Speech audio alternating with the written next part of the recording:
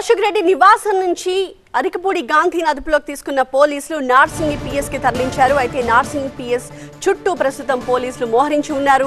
నార్సింగి చౌరాస్తాలో పెద్ద ఎత్తున పోలీసులు మోహరించి కనిపిస్తున్నారు. పిఎస్ కి వెళ్లే దారిలో బ్యారికేడ్లు పెట్టారు.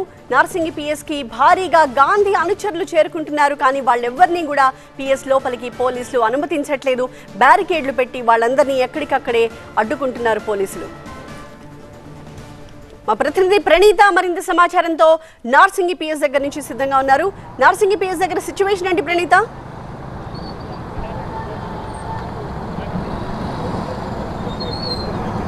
ప్రజెంట్ ఇటు సైడ్ మనం చూడొచ్చు, మొత్తం పోలీసులు ఇక్కడ పిఎస్కి వెళ్ళేటువంటి మెయిన్ రోడ్ ఏదైతే ఉందో అక్కడ ముందే ఈ తరహాలో బారికేడ్లు వేసినటువంటి దృశ్యాలు చూస్తున్నాము.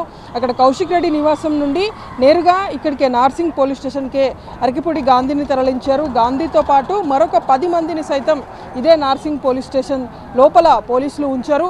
సో కాసేపు క్రితమే మాదాపూర్ డీసీపీ వినీత్తో పాటు రాజేంద్రనగర్ డీసీపీ శ్రీనివాస్ సైతం ఇక్కడికి చేరుకున్నారు.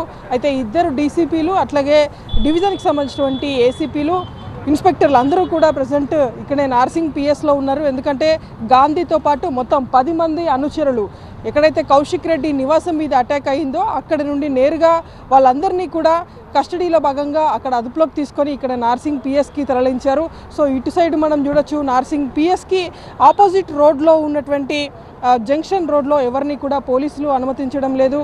ఇటువైపు కంప్లీట్ రోడ్డు మీద పోలీసులు, అవతల వైపు బందోబస్తున్నటువంటి దృశ్యాలు కూడా చూస్తున్నాము. కాసేపు క్రితమే పెద్ద ఎత్తున అరికపూడి గాంధీకి సంబంధించినటువంటి అనుచరులు లోపలికి వెళ్ళేటువంటి ప్రయత్నం చేసినప్పటికీ పోలీసులు వారిని నిలువరించారు. సో ఇటువైపు ఎవరిని కూడా రానివ్వటం లేదు. ఒకవేళ వచ్చినా సరే కేవలం ఇటువైపు అటు పిఎస్కి ముందు వైపు ఉన్నటువంటి రోడ్డు వరకు మాత్రమే వాళ్ళందరినీ అలో చేస్తున్నారు. సో రిమైనింగ్ ఎవరిని కూడా ఏ ఒక్క పర్సన్ అదర్ దాన్ డిపార్ట్మెంట్కి సంబంధించినటువంటి వాళ్ళు తప్ప ఎవరిని లోపలికి నార్సింగ్ పోలీసులు అయితే అనుమతించడం లేదు. సో ఎప్పటి వరకు గాంధీని ఇక్కడ ఉంచుతారు అనేటువంటిది ఇప్పుడు క్వశ్చన్ మార్క్గా మారింది. ఎందుకంటే ఇంకా ఎలాంటి కంప్లైంట్ కౌశిక్ రెడ్డి నుండి రాలేదు. దీంతో రాకపోతే సుమోటోగా కేసు నమోదు చేస్తామని ఆల్రెడీ సైబరాబాద్ సిపి అవినాష్ మహంతి కూడా స్పష్టం చేశారు.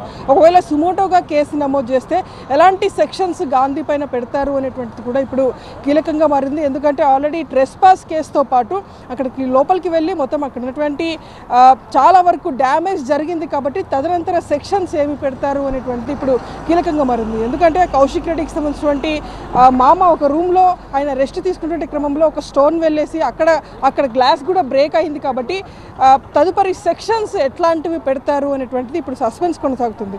ఎందుకంటే గాంధీ ఆల్రెడీ ఎమ్మెల్యేగా ఉన్నారు. సో ఈ టైంలో అతడి మీద ఎట్లాంటి సెక్షన్స్ పెడితే ఎట్లా పరిణామాలు ఉంటాయనేటువంటిది కూడా ఇప్పుడు చర్చనీయాంశమైంది. సో గాంధీని ఎప్పటి వరకు నార్సింగ్ పిఎస్లోనే ఉంచుతారు, అతనితో పాటు అదుపులోకి తీసినటువంటి అనుచరులను ఏం చేస్తారు, వీళ్ళని రిమాండ్ చేస్తారా లేదంటే మళ్ళీ తిరిగి ఇంటికి పంపిస్తారా అనేటువంటిది కూడా ఇప్పుడు కీలకంగా మారింది. సో ప్రజెంట్ రాజేంద్రనగర్ డీసీపీ నేతృత్వంలో మొత్తం ఇక్కడ సరౌండింగ్స్ పోలీస్ స్టేషన్ పరిసరాలు అన్నీ కూడా రాజేంద్రనగర్ డీసీపీ ఆధ్వర్యంలోనే ఉన్నాయి. సో లోపల గాంధీతో పాటు మిగిలినటువంటి 10 మందితో ఆయన మాట్లాడుతున్నారు. సో అక్కడే లోపల ఉన్నటువంటి సెకండ్ ఫ్లోర్ నార్సింగ్ పిఎస్ ఉన్నటువంటి సెకండ్ ఫ్లోర్లో గాంధీతో పాటు రిమైనింగ్ 10 మెంబర్స్ని కూడా పెట్టారు.